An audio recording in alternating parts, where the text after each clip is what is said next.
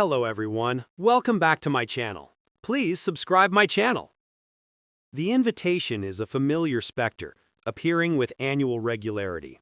It carries the scent of humid air and the promise of a profound public transformation. For the broadcaster, a man whose face is synonymous with the cheerful chaos of morning television, it represents a recurring crossroads. The financial offer attached is significant, a sum that speaks of security and reward. Yet the path into the jungle is one he consistently chooses not to take. In the candid space of a recorded conversation, the decision is articulated not with boastful pride, but with quiet resolve. "I get asked most years, and I've always said no," he confesses. The choice is a deliberate one, rooted in a philosophy that prizes a different kind of wealth. This philosophy is the cornerstone of his existence. "My job is my job," he states, drawing a boundary as tangible as the walls of his home. "I take myself to work, I do my job, and I go home."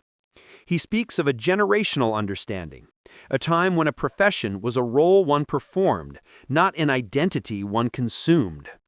He illustrates it with the simple image of a shop worker closing their till at the end of a shift, their mind released from the day's transactions until they return.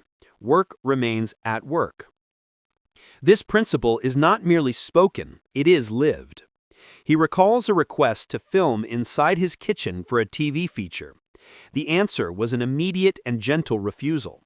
"No," he explained, "because that's my house." A compromise was found outdoors, in the garden.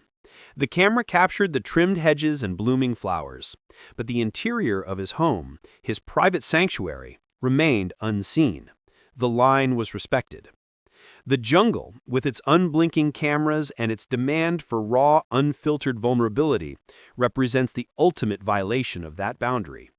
It is an arena where the self becomes spectacle, and the quiet corners of one's spirit are laid bare for consumption.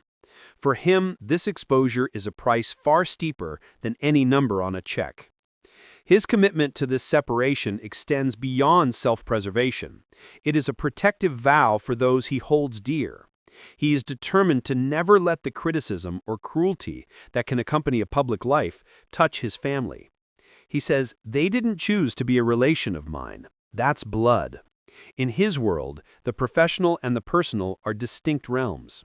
He navigates both, but he never allows the storms of one to cloud the skies of the other. And so, while rumors swirl of other figures, famed names from screens large and small, preparing to face their fears in the wilderness, he remains, contentedly, on the outside. He will continue his work, a steady and familiar presence, bringing energy to the morning hours. And when the day is done, he will perform his most valued ritual, the closing of his front door.